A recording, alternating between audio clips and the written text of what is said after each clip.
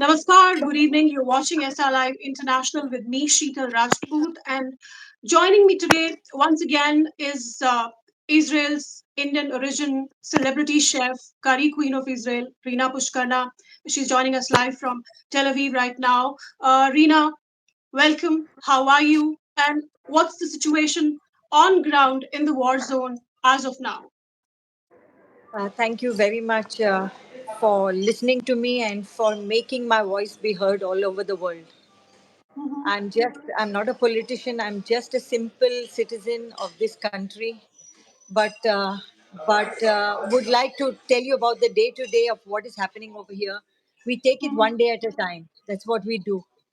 Every day, young soldiers are dying. When I say young soldiers, it's children from the age of 18 to 21 who are today all over the world studying in universities, but over here they need to go to the army to protect the country, and that's exactly what they're doing, fighting for the country, fighting for Israel. And you should see the morale, it's amazing. But every day you have 4 or 5 young soldiers dying on the battlefront, which is really heartbreaking. And you see the parents, because during in Jewish religion, it is like this, that when the person dies, he needs to be buried between at least 24 hours. So the parents are informed before the public knows about it. You can see that they are crying and they have a smile on their face, saying that their son was a brave soldier and how he died defending his country. I It's very heartbreaking, very heartbreaking. Then you have, I let me just show you a little bit of the restaurant that I'm talking about now. I'm Yeah, speaking from a yeah, yeah. restaurant in Please show our Singapore. So viewers what's are people coming to the restaurants and are they okay, going out in the marketplaces and are I'm things getting I'm a bit normal? okay. I'm in an area now which mostly is empty, but I'm in an area now which is the high tech area of Israel. You have Apple, you have Microsoft, you have all these people here now. So they come in the afternoon for their lunch, which we have a buffet lunch for them. And instead of 200 coming, 20 are coming, 30 are coming, but it's a big relief to see people stepping out. They say that we have to move our economy, and the only way of moving the economy is buying Israeli products, helping restaurants, helping small shops, you know to stand. We really cannot stand with this kind of business, but it's at least a movement forward. It's at least one step forward, I can say. But people are very sad. This weekend we had people coming, but at 6:15 exactly, you had rockets coming into Tel Aviv. So, so if you had about 80 reservations, or not 80, sorry, so 50 reservations. Out of that, immediately at 6:30, 22 tables were already cancelled, And the and rockets you came can't even from which side? What side are they coming from? see. Uh, this is now we are in the center of the country, but you have active war going on in the northern border from Hezbollah, where all the kibbutzim and all those settlements have been cleared and people are staying in the center, and the same you have towards the south. So you have on both the borders you have war going on, which you don't know when it's going to end. Every day, like I say, is a new day. You get up, you don't want to put on the television, but you want to put on the television to see what is happening. uh, I know every time, there's sometimes people in the world don't seem to trust what Israel is doing over there, but what they are trying to do is clear those underground tunnels, which yesterday, as soon as they do that, uh, like they went into Shifa Hospital. Yes, I know. yes, yeah, They, yeah.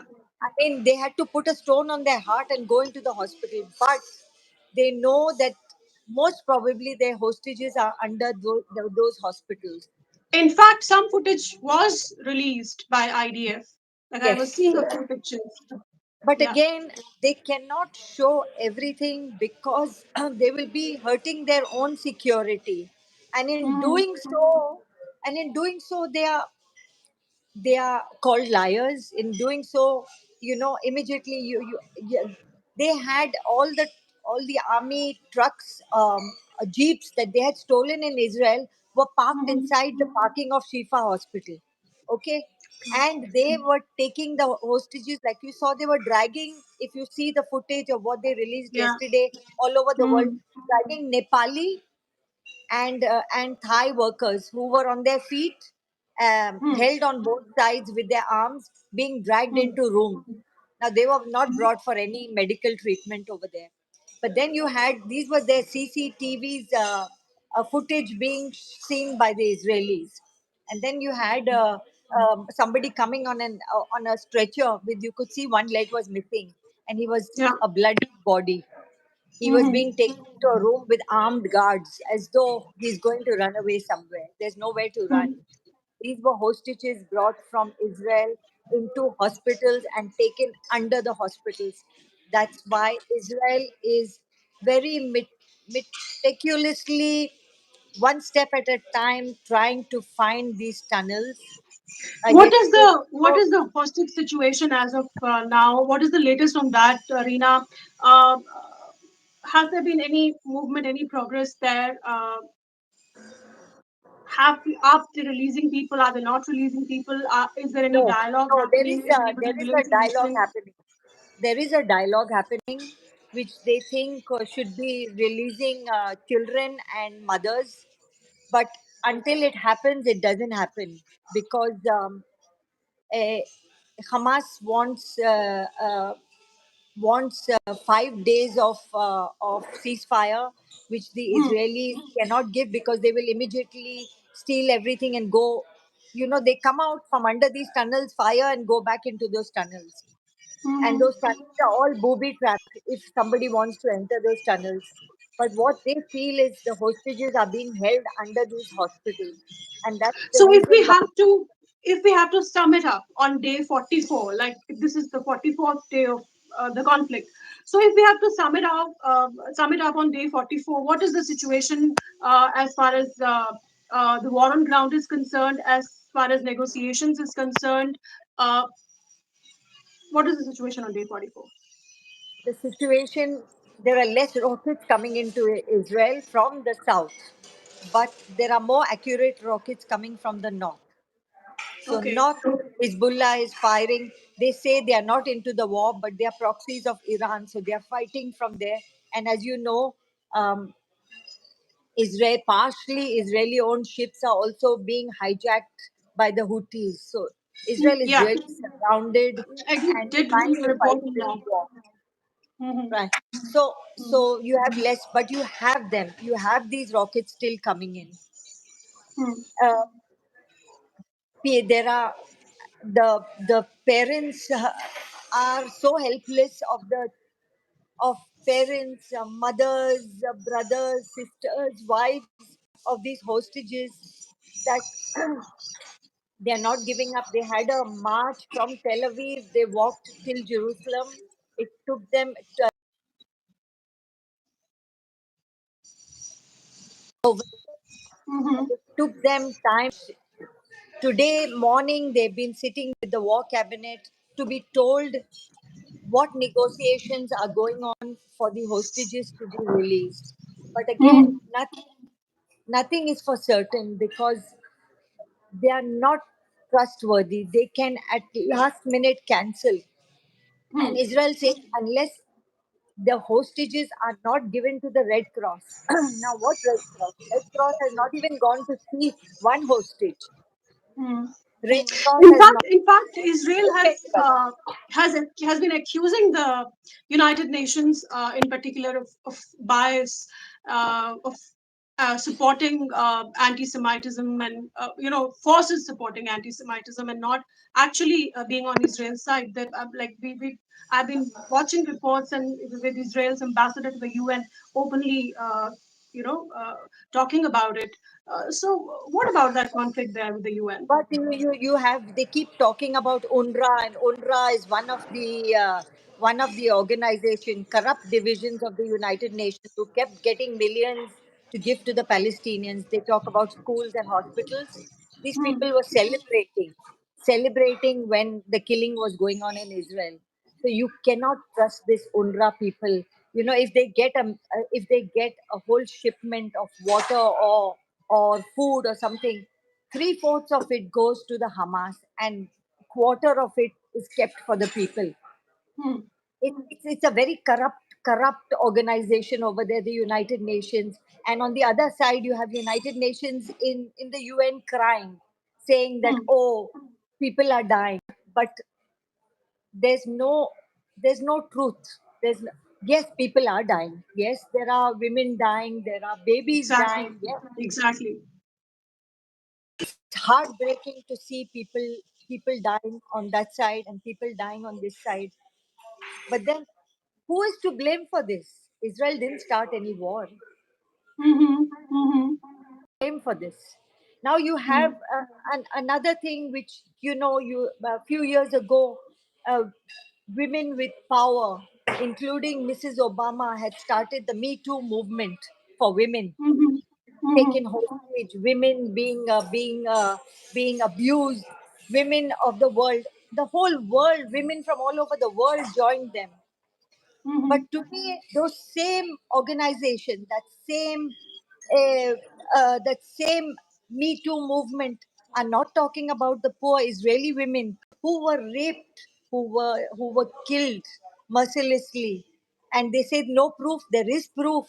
Yesterday they had a whole investigation team with journalists from all over the world showing Mm-hmm. all the proof. Some most of the women are dead. What can they show the world? I belong to a women's organization of 17,000 women, Mm-hmm. which will have some women senators also in this movement.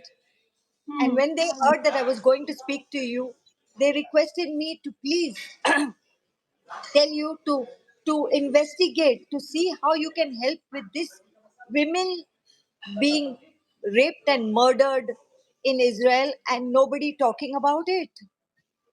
It's heartbreaking. It's very heartbreaking. It's very It heartbreaking. is. Uh, Women, we have whether everywhere, whatever side you talk of, ultimately it's the women who suffer, and we've seen that in this case also.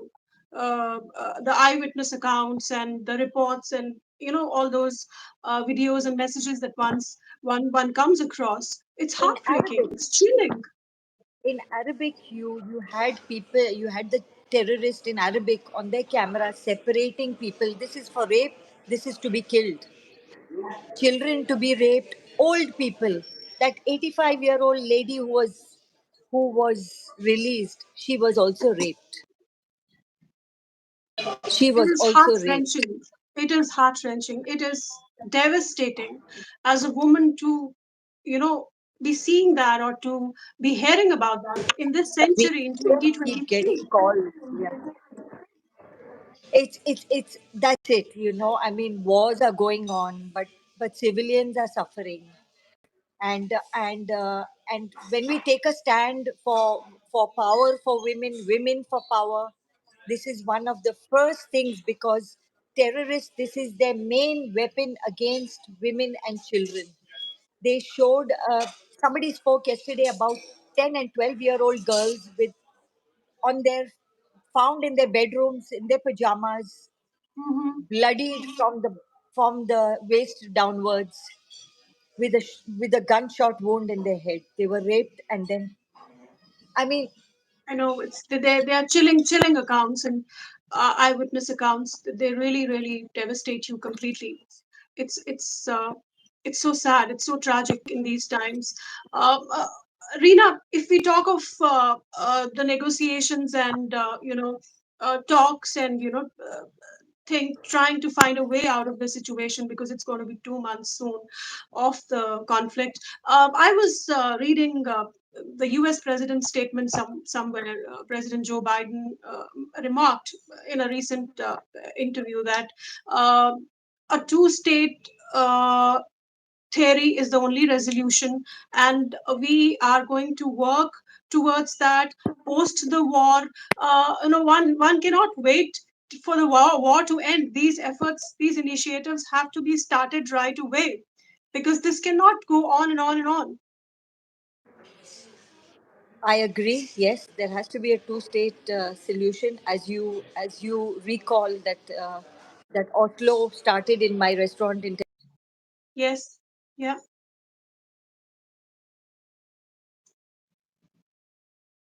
Reena, are you connected? Reena, are you connected? I think we've lost connection with Reena Pushkarna. We will try to connect with her. Reena, Okay, are we you are back connected now? again. Yes. Yes. Sorry, really sorry. Yeah. It just to be getting a lot of calls all the time. Eh, you know, So we were it's such discussing a that some way frustrating has to be thing. found. I mean, some things have to be brought to the table. Okay, all right. The conflict cannot go on forever. No, it cannot. And as I mentioned, as you recall, Oslo started in my restaurant in Tel Aviv. Mm-hmm. That was because we as Indians consider ourselves on neutral ground. Yes, Mm-hmm. but Yes. then there are somebody has to take the initiative and come forward to do this. I don't Mm-hmm. think the Arab world is ready to accept Palestinians or to see them settled. I had personally met Mr. Mahmoud Abbas in the Egyptian ambassador's residence many years ago. A very fine gentleman, and but I think it's a catch 22 situation right now because Yeah. the Israelis don't trust the government. They don't trust that they can live on that border again without Mm-hmm. the border being safe. They don't trust the United Nations because the United Nations has always been against Israel. So what who comes in? How does it start? How does it Mm-hmm. start? Unless all that because if you clear everything on above in Gaza, what about the underground? You can't leave those underground metros. You can't leave Mm-hmm. those terrorists underground. So unless all that is done, only then can you speak about a two-state solution, which Israelis Mm-hmm. want peace. Really, Israelis want peace. They are looking for peace. But peace under Mm-hmm. what conditions? That they can come up to Tel Aviv and cut your throat. They don't Yeah. need 1,000 terrorists coming in. 10 can come. And this is what is happening from the West It's Bank hard. also. It's hard to trust. It's hard to trust now. We totally get that with what has happened. It's hard to trust. But still, the world is hopeful, and we are hopeful that something will come out of it, and all those innocents who are getting killed every day, and all those innocents who are trapped down there in those tunnels uh, underground, they are released soon, and there's no more suffering on any side. Thank you so much, Reena, for joining us, and we will be connected again, and we will be talking to you Thank again you for about turning up light the situation on the and ground soon. to what we have to say to the world. Yeah, thank you. Thank you. Namaste. Shalom. Namaste.